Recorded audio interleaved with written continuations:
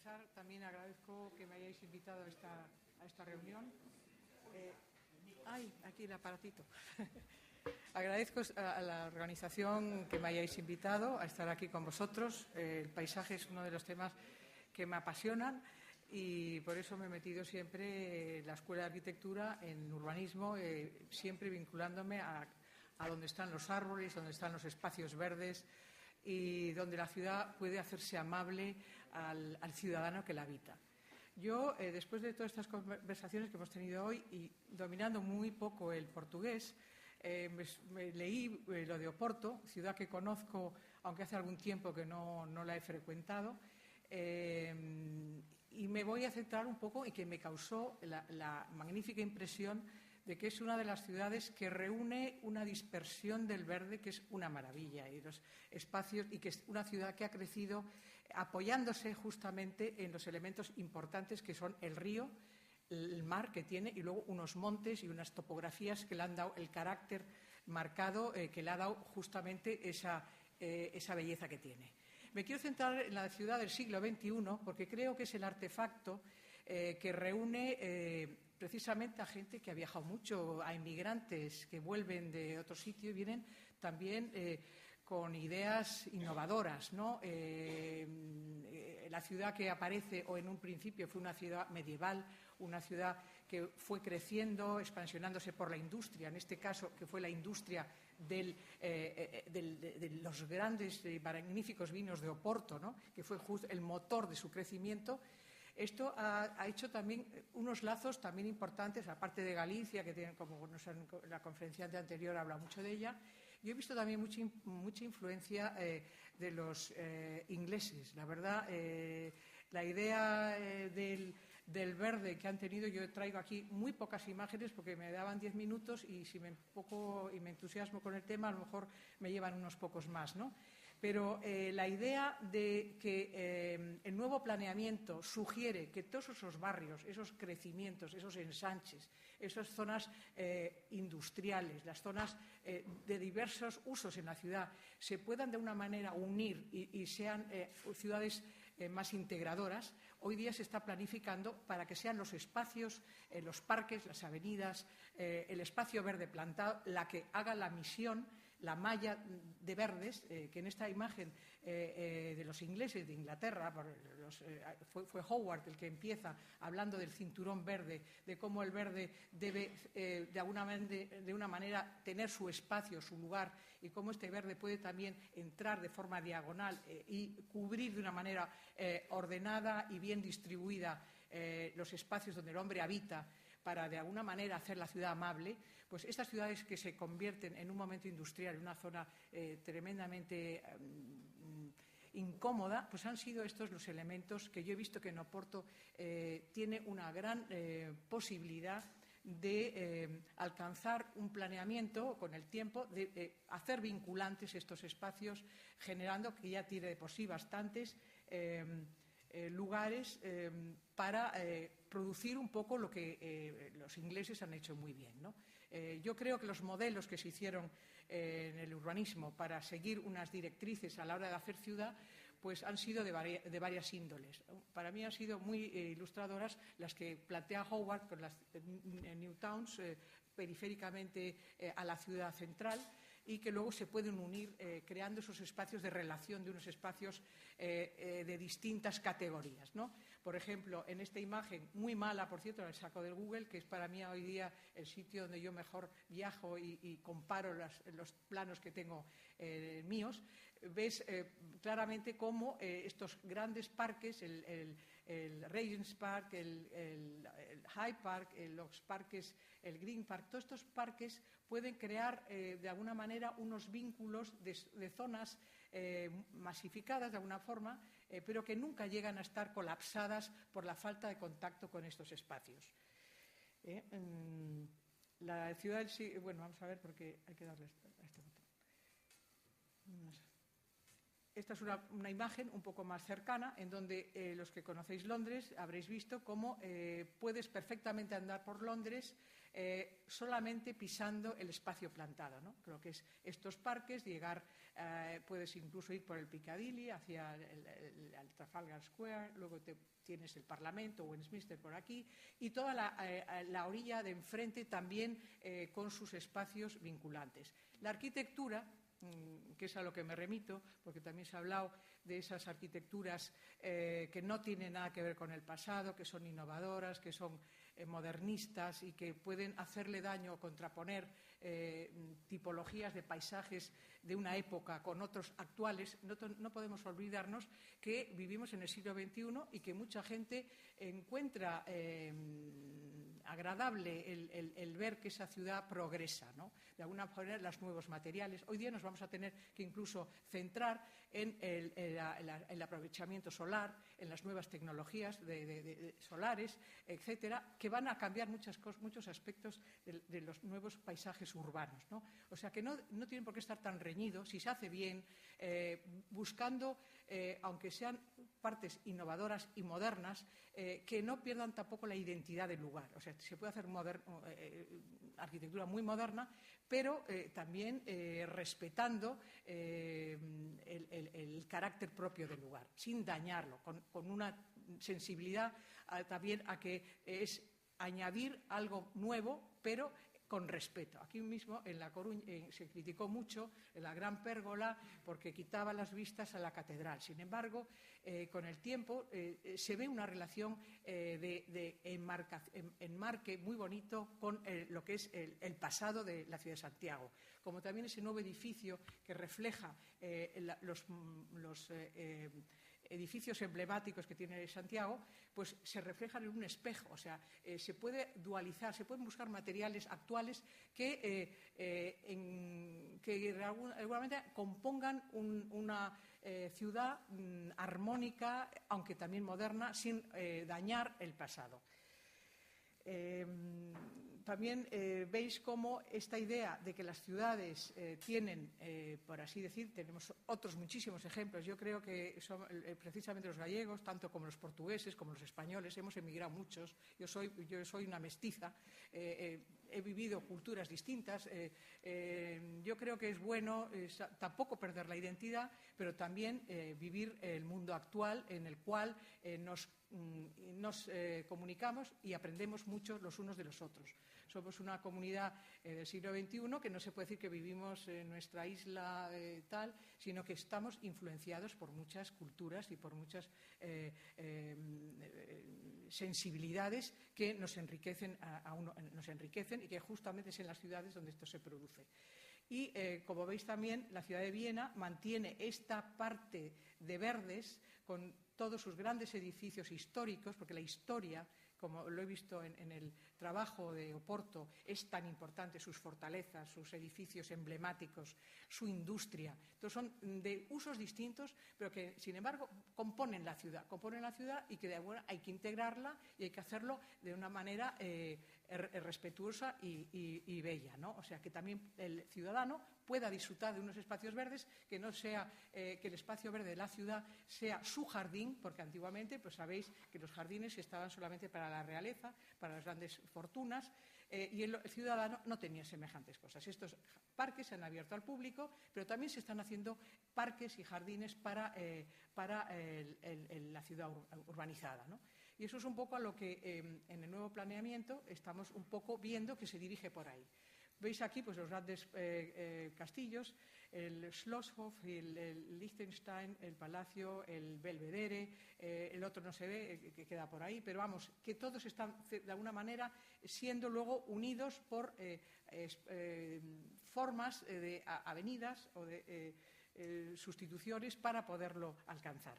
Este es un ejemplo también en Yugoslavia, en donde veis lo importante que el río es para justamente crear esa zona de expansión de la ciudad, en donde se puede de alguna manera producir ese jardín de todos, ese jardín que es el parque a lo largo del río. O sea, esos elementos importantísimos en la ciudad que son el río, el mar en Oporto mismo, las montañas que la circunvalan, la forma topográfica que tiene la ciudad. Todos son los ingredientes que van a dar configuración a la ciudad de Oporto, que luego pongo los últimos, porque antes quiero dar una imagen de cómo el verde es muy integrador en distintas formas que tiene la ciudad de desarrollarse. Tenemos el Ruhr, que para mí es también un gran ejemplo de que han aprovechado el río, los valles, la forma topográfica del terreno, la geografía del lugar, sus valles, dónde concentrar la vida, dónde concentrar pues la industria, sin hacer de esto un lugar inhabitable, ¿no?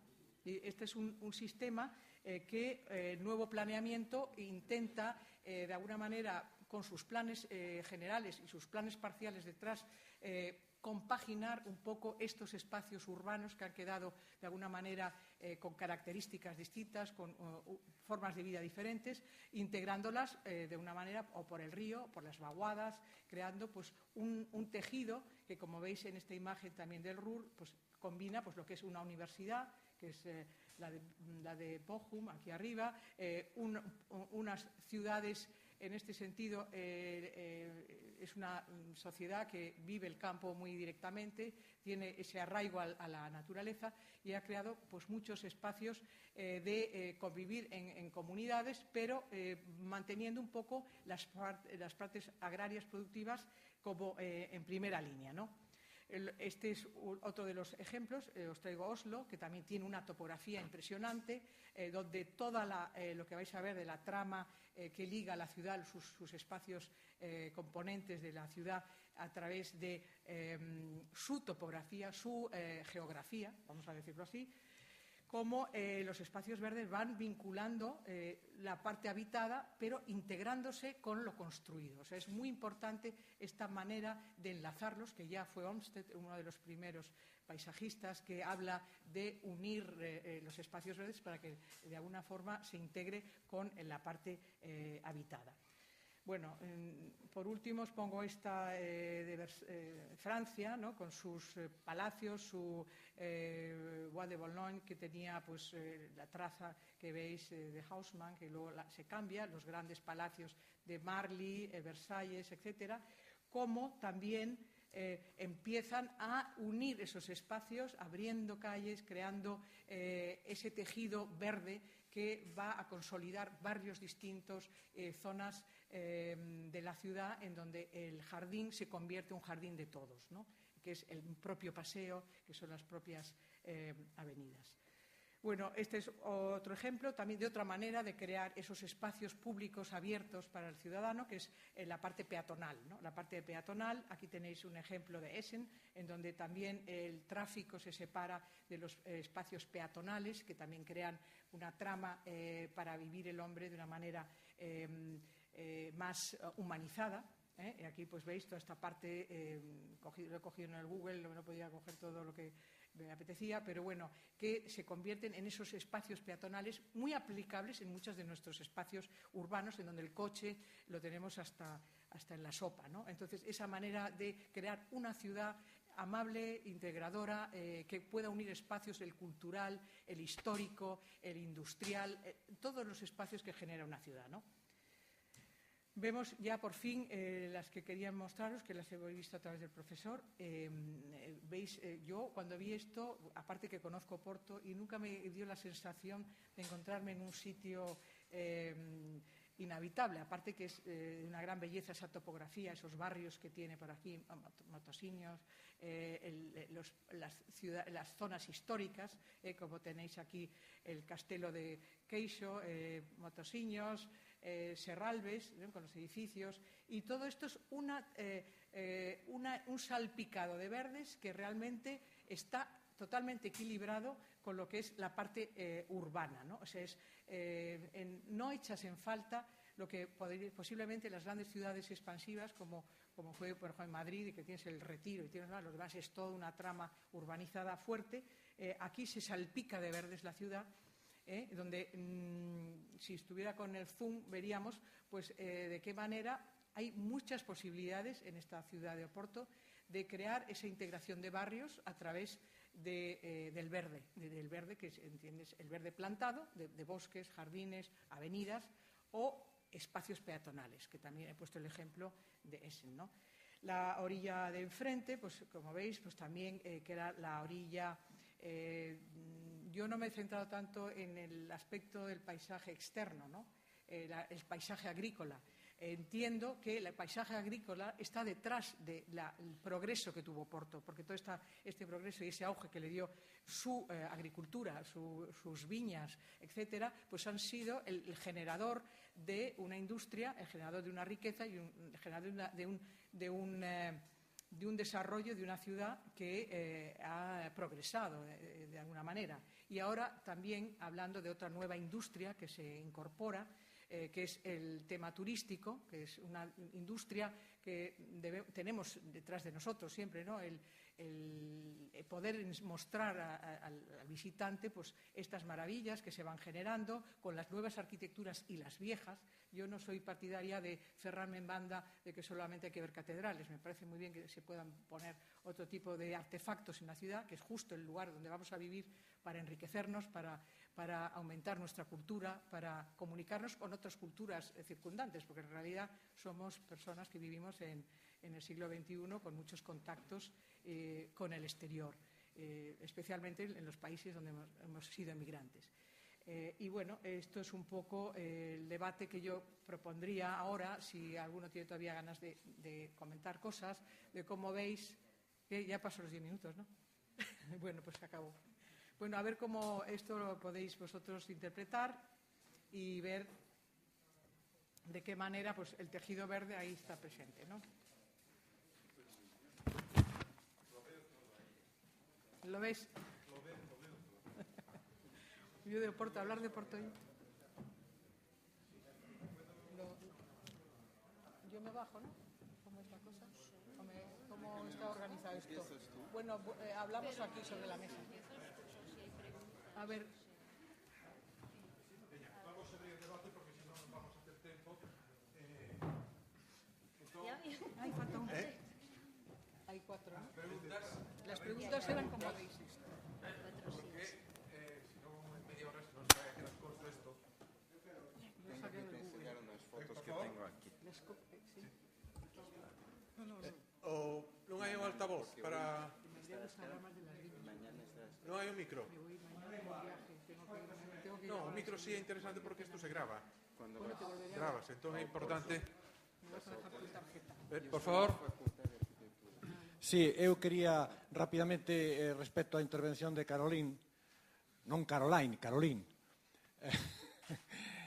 respecto a Escolma, o percorrido que fixeches, enténdesme ben en galego ou falo en castelán? Dame igual, Bueno, te hablo en castellano para que entiendas mejor. Bien, sobre el recorrido que hiciste histórico, nunca mejor dicho, de escritores románticos finales del siglo XIX, siglo XX, generación Nos, es decir, escritores que magnificaron, idealizaron y sublimaron mi país, que es Galicia, donde recuperando textos que tú, fuera de contexto, pero que citaste, de Castelao, de Risco, de Otero Pedrallo también, etcétera, sentimos como gallegos, y yo soy amante de este país, sentimos un poco...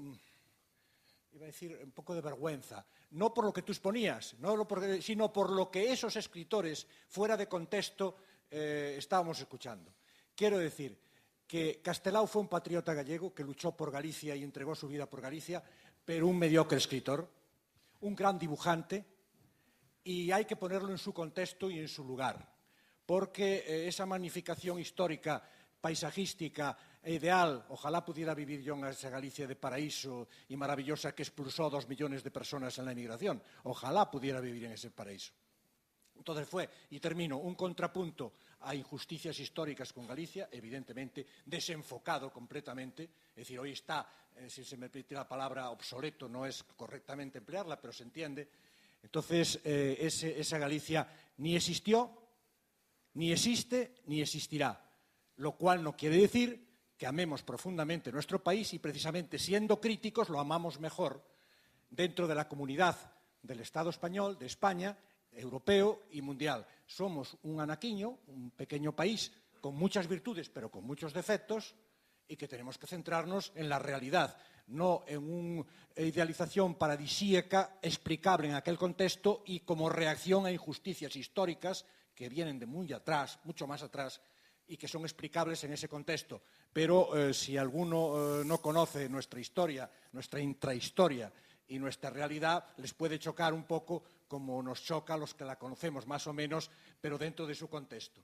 Eso es lo que yo quería aclarar dentro de la, digamos, de la escolma, de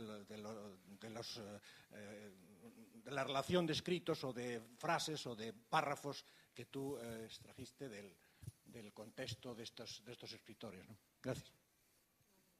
No, para contestar, yo estoy de acuerdo, claro.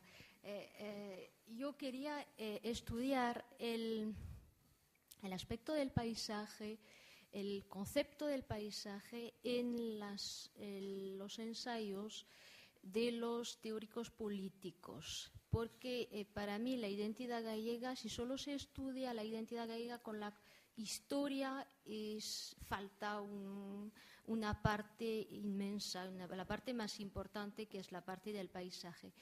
Y creo que en Castelao, siempre en Galiza, es el libro que cito muchas veces, que es como la Biblia, ¿no?, del galleguismo, ¿no? Sigue teniendo hoy importancia. Creo yo, es mi opinión, bueno, como francesa. Un ejemplo, cuando tuvo lugar la catástrofe del Prestige, del barco del petróleo, había leído bastantes artículos sobre todo eso, y se citaban varias veces a Castelao, por ejemplo, sobre el paisaje. Es decir, que razón o no, que tenga razón o no Castelao, es decir, que es una referencia y sigue siendo una referencia en el pensamiento. Ha construido el pensamiento. Es que por eso he elegido esa obra. Bien. Alguna pregunta máis? Porque en principio...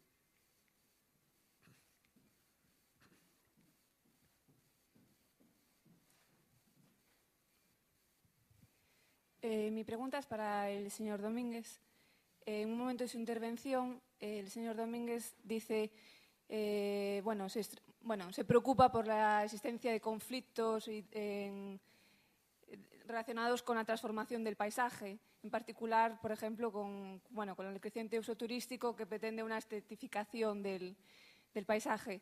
Y él, pues, hace una referencia diciendo que el paisaje es algo dinámico y que todos tenemos que ser conscientes de que tiene que cambiar y evolucionar igual que la sociedad lo hace. Yo, en relación a esto, estoy totalmente de acuerdo con el aspecto dinámico del paisaje. Lo que le quería preguntar es si estamos de acuerdo con que existan transformaciones como las que está habiendo en el momento actual, en que son transformaciones muy rápidas y muchas veces pues, de magnitudes que no llegamos a predecir inmediatamente, y probablemente muchas veces no somos capaces de planificar esos cambios. Yo querría preguntarle si estamos de acuerdo con esas transformaciones, sobre qué elementos vamos a construir la identidad de nuestros paisajes.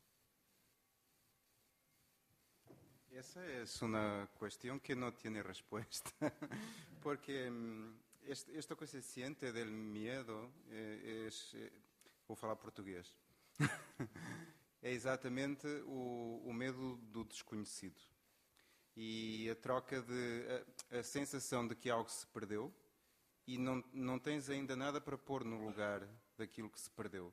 Portanto, nós vivemos, até por causa dessa aceleração, uma certa flutuabilidade. E então, eu lembro um livro escrito por François Cher sobre a comida, chama-se Le Mangeur Hypermoderne, e de alguma maneira o discurso sobre a paisagem é muito semelhante com o discurso sobre a comida. Por exemplo, a comida vernacular, a comida da terra, a comida tradicional, é como a arquitetura vernacular. É muito parecido, o tipo de discurso que se faz sobre o vernacular pode cair com muita facilidade naquilo que foi dito pela Caroline, no discurso e na estética pitoresca, romântica, neorrealista, mas a comida no registro vernacular é a comida que mata a fome. É a comida que está ligada à necessidade, tal como a paisagem era para a pessoa que aí habitava um recurso, antes de ser qualquer coisa bonita ou feia. Agora, se nós formos ver o que se passa na comida e na gastronomia, já não se fala na comida que mata a fome, fala-se na comida estética. Na comida que fala-se da fusão, fala-se da redução. Põe-te um prato na frente que é só forma, colorido, tu nem sequer sabes o que é que estás a comer. Há também assim uma arquitetura, não é? É uma arquitetura que vai beber ao tradicional, ao vernacular, e há uma arquitetura de fusão, que é transcultural, que é global, que responde a essa mudança. O que fazer? Podia-se perguntar à Caroline como é que a literatura hoje, por exemplo, que tipo de discurso é que faria sobre a Galiza. Ela falou de um poeta português, do Teixeira de Pascoais, mas, por exemplo, se eu for ler um autor contemporâneo, como é o Lobo Antunes, no último livro dele, que é terrível, é um livro terrível, chama-se O Meu Nome é Legião, as terras não têm nome. Ele fala da periferia de Lisboa e do Porto, fala de bairros clandestinos, fala de autoestradas, fala de estações de serviço. Não há um discurso que abarque o todo. A ideia de paisagem como corpo, como coisa unitária. Apenas se fala da paisagem como fragmentos. É como quando tu estás a comer uma coisa que não sabes o que é, e depois vais ler e vês, isto tem um extrato não sei de quê, foi aromatizado com não sei o quê. Eu acho que é um bocado essa atitude hoje em dia face à paisagem. Continuo a achar que há a radicalização naquilo que é metido numa cápsula, por exemplo, o Centro Histórico de Santiago de Compostela, ou a criação de novos ícones com mais sucesso ou com menos, por exemplo, o Eisenman, ali como é que se chama? A Cidade da Cultura, ou no Porto, a Casa da Música. São duas maneiras de fazer cápsulas, não é? Uma que bebe no passado e outra que bebe no futuro.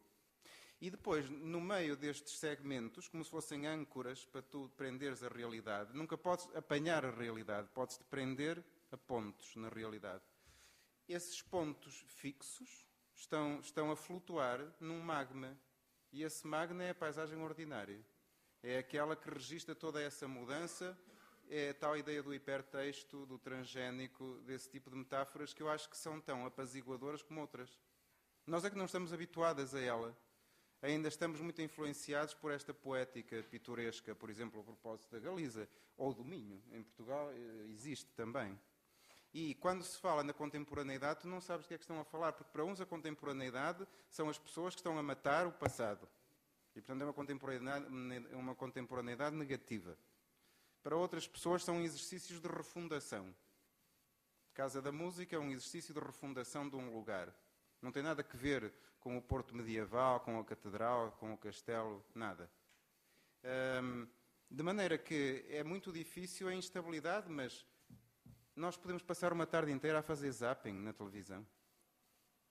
Essa flutuabilidade faz parte da condição contemporânea. Portanto, eu acho que uma coisa está com a outra. O cinema, a fotografia, a literatura reproduzem muito isto. A escrita de Lobo Antunes reproduz muito isto. A pintura de Paulo Arrego é uma pintura feita de mosaicos. Não é? Há uma história no quadro, mas ele é feita de coisas muito... Se isto fosse música, não era harmonia. Era dissonância, era atonia, era Stockhausen, não era Mozart. E, portanto, eu acho que a contemporaneidade tem códigos de apreensão da paisagem. Nós é que provavelmente não os usamos com a mesma intensidade como outros usaram no passado, por exemplo, a retórica romântica e pitoresca, ou a neorrealista. Não sei se respondi. Mais preguntas?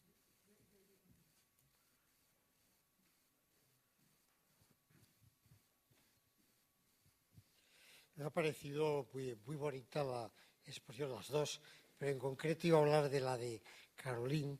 Me ha parecido que un esfuerzo, en primer lugar, con unos planteamientos teóricos de base muy interesantes y, claro, luego con un recorrido exhaustivo. Yo he leído bastante a escritores galleguistas, he hecho incluso algunos resúmenes breves sobre el tema del paisaje, pero tú es que nos has dado aquí una panorámica intensa, muy valiosa. Yo diría, claro, es toda una historia apasionada, mitopoyética, con una imaginación y una capacidad de evocación enorme y con una capacidad de sugestión extraordinaria. Sí diría, y un poco también contestándote a ti, que esto no es exclusivo de Galicia, es toda Europa, América, puedes añadir Japón y algún otro país, los que están creando desde el siglo XIX, fundamentalmente a partir del esquema de Herder, la idea de que tenemos un territorio definido con una lengua, con una cultura, con un carácter típico y con un paisaje, ¿no? Pues somos un pueblo. Esta es una idea de que motora de la historia europea del XIX, claro, que crea Alemania, que crea Italia, Chequia, Polonia, Rumanía, etcétera. La mayoría de los países o se recrean los que tenían una unidad política previa a nivel de quienes se autorreivindicaron o autorreivindican como naciones, pero también a nivel de regiones.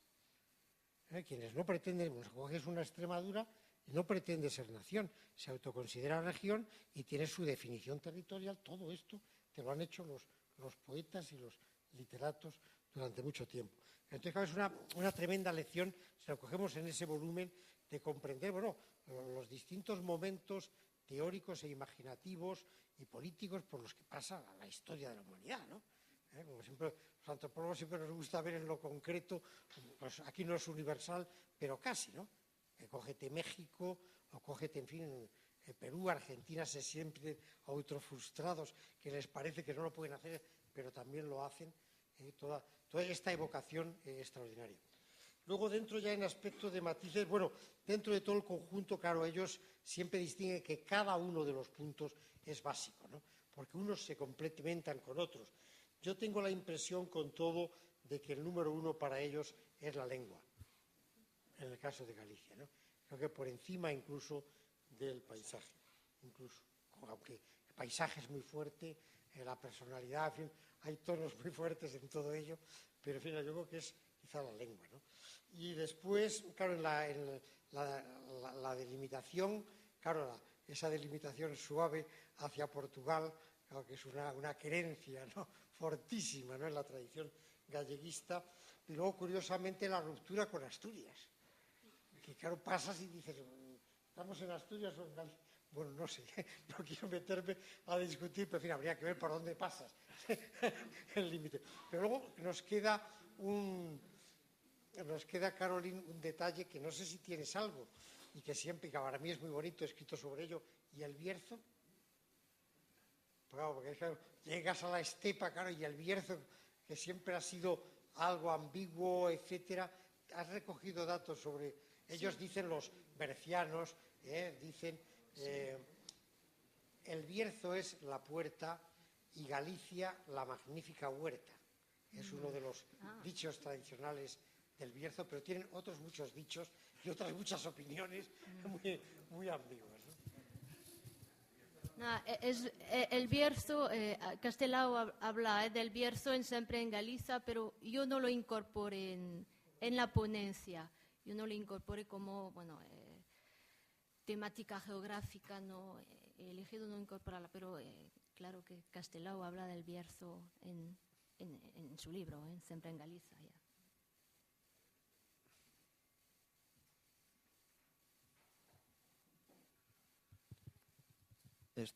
Estaba recordando el caso que mencionaba Fernández de Rota del habitante de Macao que perdía su paisaje, ¿no?, por un cambio de gobierno, ¿no? Y bueno, escuchando la cita de Castelao de la soberanía estética de la nación gallega y recordando algún texto de Luginbull, me parece que era, en el que se hacía una crítica de los procesos de institucionalización del paisaje, me preguntaba, ¿de quién es el paisaje? ¿Quién es el propietario? ¿Quién tiene el derecho para definir el paisaje de un lugar? Es mi pregunta, un poco en general hacia los ponentes. Me siento incapaz de contestar, no lo sé, no lo sé. Pero quizá no hay propietario, es un conjunto de opiniones, como los artistas quizás tienen una parte de la verdad, los escritores, los pintores, cada uno tiene una parte de la verdad, pero nadie tiene toda la verdad, pienso yo. Yo creo que es un colectivo y por lo tanto es una cosa móvil, desconfinada. Y como es un colectivo, es un concepto muy bueno para ver exactamente lo que estamos en disposición de compartir. Porque lo que es público, lo que es colectivo, lo que es patrimonio de la colectividad, es algo que el colectivo tiene que saber algo sobre eso. Habermas nos cuenta que no hay espacio público, nos cuestiona qué es público en el espacio. ¿Qué cosa es público o colectiva en el discurso, pero sobre todo en la acción sobre el paisaje? Y con esto hablo de las políticas. Y eso a mí es lo que me interesa. No me interesa saber que si paisaje no es un vaso, no es un objeto, es un dispositivo discursivo, imagético, para soportar, para dar forma a las políticas. Por ejemplo, en materia de política urbanística y de planeamiento del territorio, es muy importante saber lo que es más consensual, lo que puede ser objeto de regulación, qué es paisaje, cómo se regula paisaje, porque eso es un buen indicador de eso, de la partilla. Porque nosotros no somos sumas de individuos, el colectivo es algo más que eso, y entonces lo político tiene que ver exactamente con eso, con lo que en la suma es más que lo sumatorio. Y entonces hay que saber sobre qué se hace política del paisaje, y eso es un tema fenomenal. Políticas de paisaje han habido, por eso yo cuando he puesto este modelo de los ingleses, hay que proteger la agricultura. Entonces, esos cinturones verdes eran para proteger que ahí no se construyera, que ahí se fomentara el Green Belt. Y luego, pues eso es también una política que aquí no seguimos, pero estos señores que han sido unos planificadores imitados por todas partes, pues han sido los que han protegido un poco ese espacio que, aunque sea privado, es público, porque disfrutamos de ello, de sus paisajes, de sus vistas, de su aire, de toda la belleza que eso conlleva, ¿no?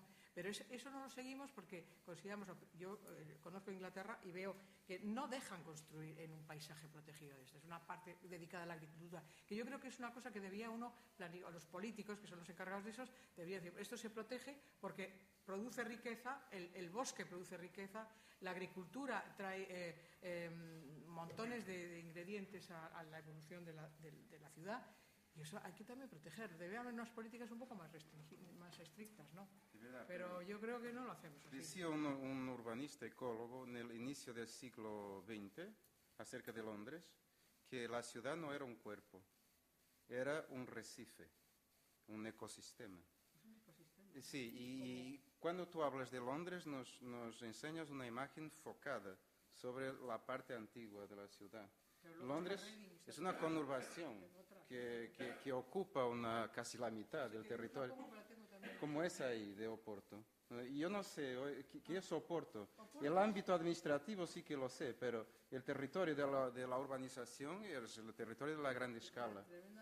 De forma que el desafío ahora no es cómo concebir los espacios públicos y el espacement de las formas, el Green Belt o el sistema de espacios colectivos, sino cómo pensar la pulverización, la fragmentación, porque yo veo que la tendencia es la máxima pulverización.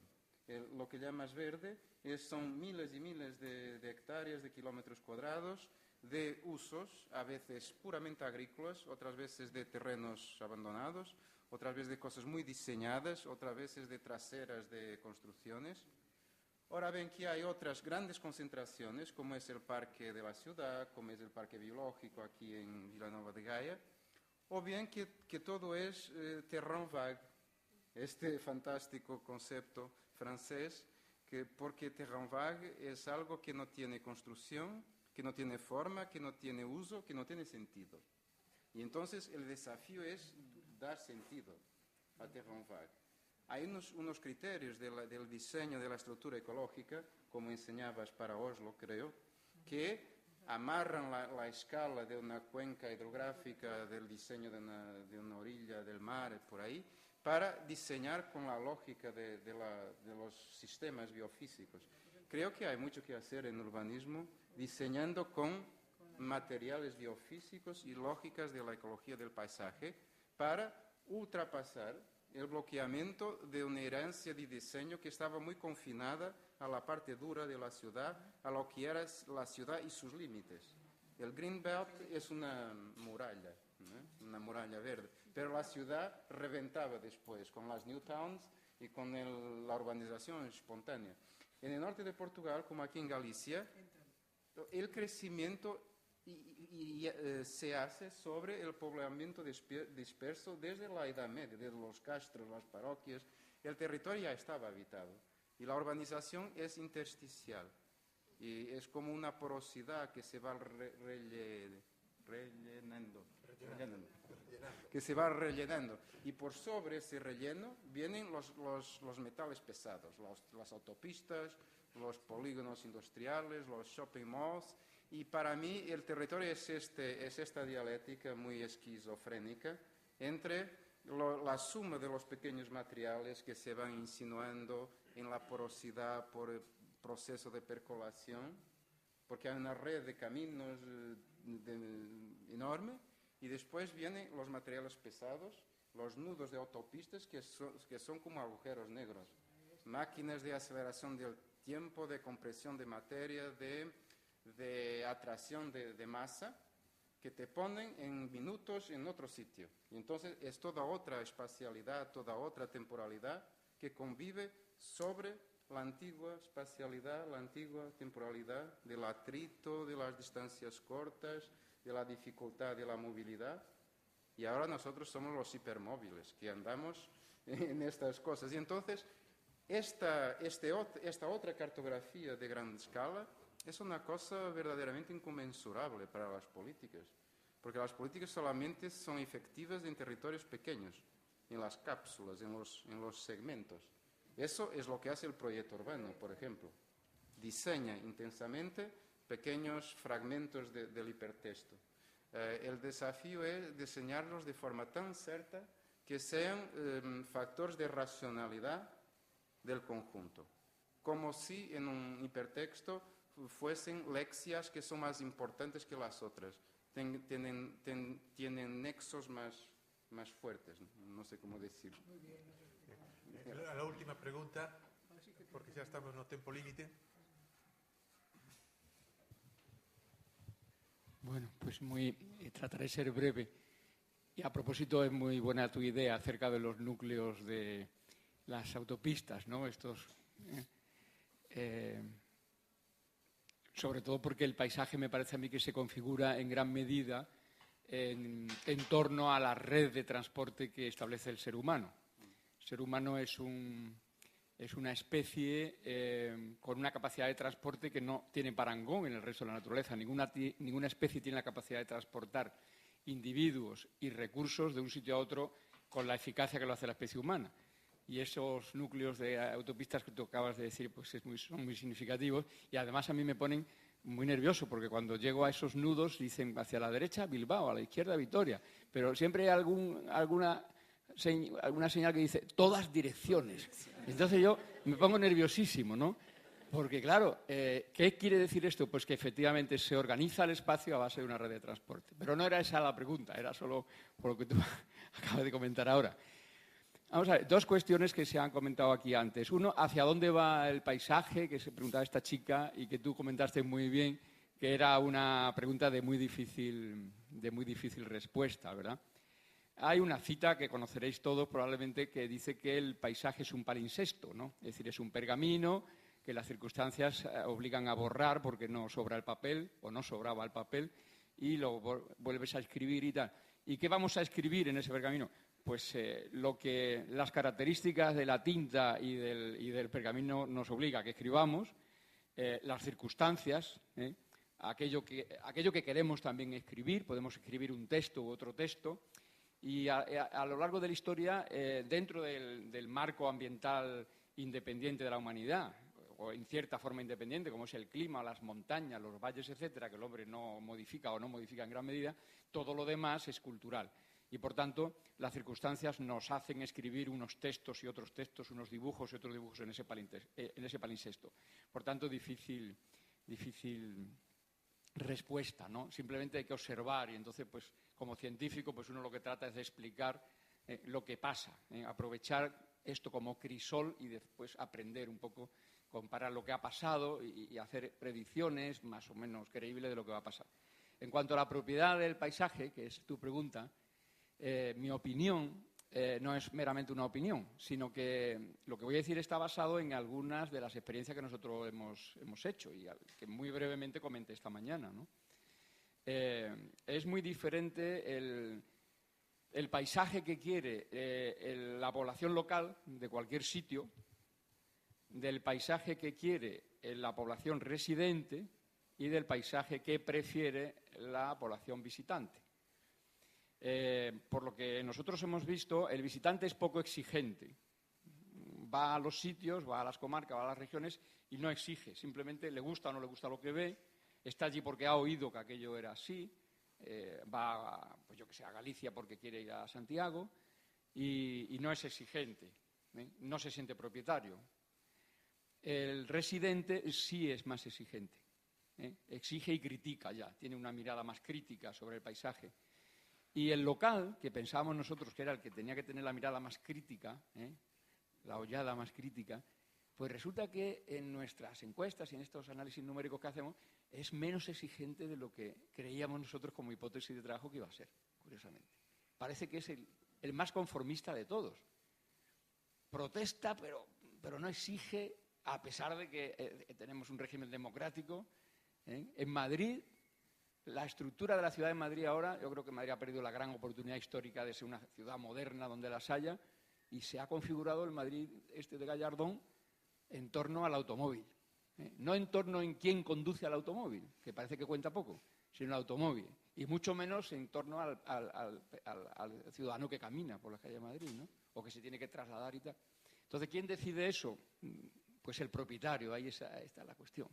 ¿Y quién ha sido el propietario de esa escritura que se ha hecho en Madrid o que se hace en ese paisaje que tenemos ahí en Oporto?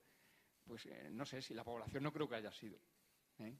Y si tiene que haber ahí algún propietario, yo creo que el paisaje es patrimonio de la humanidad, ni siquiera de una o de otra nación, sino de la humanidad. Eso creo yo así, en plan teórico. Pero si hay alguien que tiene más derecho que otro es el local, el que lo ha creado, las tradiciones, que ya decíamos esta mañana que es la transmisión de acierto con la enseñanza de los errores, y no meramente decir, es que es el paisaje tradicional y no sabemos lo que decimos, ¿no? Bueno, pues eso es la reflexión que estaba haciendo. Moitas gracias a todos pola súa asistencia, xa máis ou menos rematamos agora. Lembrarlles que mañá recomenzamos ás 10 da mañá a ponencia de Rafael Mata sobre o catálogo das paisaxes ibéricas.